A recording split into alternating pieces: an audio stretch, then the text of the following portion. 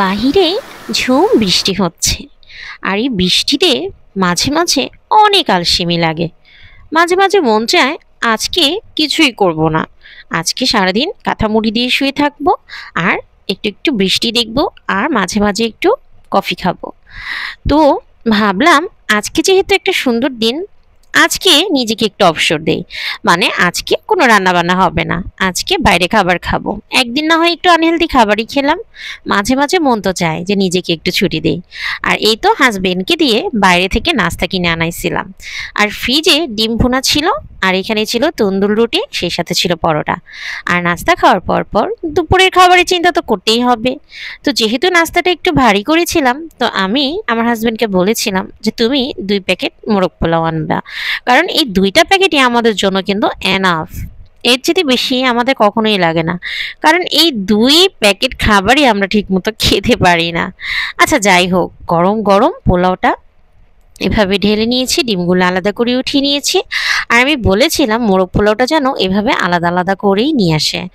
এই যে দেখতে পাচ্ছেন রোস্ট, ভাই রে ভাই এত তেল!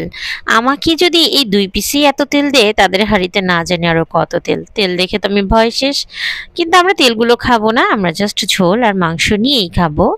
তো এই তো আমি এখানে সব কিছু বেড়ে বেড়ে নিচ্ছি, কারণ এইটাকে এখন আমাকে 3টা ভাগ করতে হবে, যেহেতু আমরা 3জন ফ্যামিলি মেম্বার। তো ওইভাবেই। আর জানি না আপনারা বিশ্বাস করবেন কিনা, মানে এই 2টা খাবারই আমাদের 3জনের খেতে হিমশিম মানে খাওয়া লাগছে, এমন একটা অবস্থা। তো কি আর করার, যেহেতু বৃষ্টি বৃষ্টি আর চিন্তা করতেছিলাম যে কি খাওয়া যায় নাস্তা হিসেবে। তো আমার অনেকদিন যাবত একটু দই ফুচকা খেতে ইচ্ছা করছিল। তো এই তো এই দোকানের যে আঙ্কেলটা আছে উনি অনেক মজা করে কিন্তু চটপটি ফুচকা বিক্রি করে। তো আমি বললাম বাসায় যেহেতু অনেক ফুচকা আছে, এগুলো রেডিমেড ফুচকা, আমি এগুলো বাসায় ভেজে নিই, আর তুমি বাইরে থেকে ফুচকার যে অন্যান্য জিনিসগুলো সেগুলো নিয়ে আসো। তো এই তো আমার হাজবেন্ড এখান থেকে সব কিছু নিয়ে নিয়েছে। তো আমরা কিন্তু রেগুলার এভাবে খাই না, অনেকদিন পর আজকে খেলাম। আর এই যে দেখেন একটা বোম্বাই মরিচ স্পেশাল আমার জন্য। তো যাই হোক, আমি কিন্তু দইটা বাসায় নিজে থেকে প্রিপেয়ার করে নিয়েছিলাম। এটা ছিল টক দই। আর এই টক দইটা আমি মিল্ক ভিটা যে টক দই সেটা নিয়েছি, সেখানে আমি বিট লবণ, চিনি, টক দই সব কিছু একসাথে খুব ভালো করে একদম মিক্স করছিলাম। এই যে দেখেন এটা হলো মিল্ক ভিটা যে টক দই, সেটাই পুরোটা দিয়ে দিয়েছি।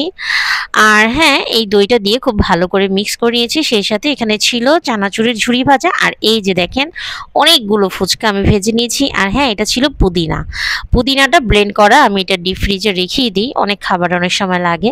তো সব কিছু রেডি করে নিয়ে বসে গেছি। আর এত মজার ছিল এতগুলো ফুচকা, এগুলো খেয়ে আর তো আমাদের রাতে খাওয়ার কোনো অবস্থাই ছিল না। এইগুলোই ছিল আমাদের ডিনার বলা যায়।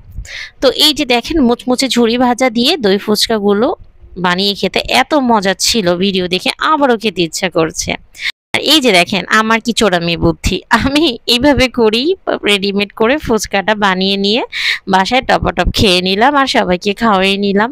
কারণ ফুচকা তৈরিতে অনেক কিছু লাগে, অনেক সময় লাগে। তো কেমন লাগলো আজকের ভিডিওটা সবাই জানাবেন, সবাই ভালো থাকবেন, আসসালামু আলাইকুম।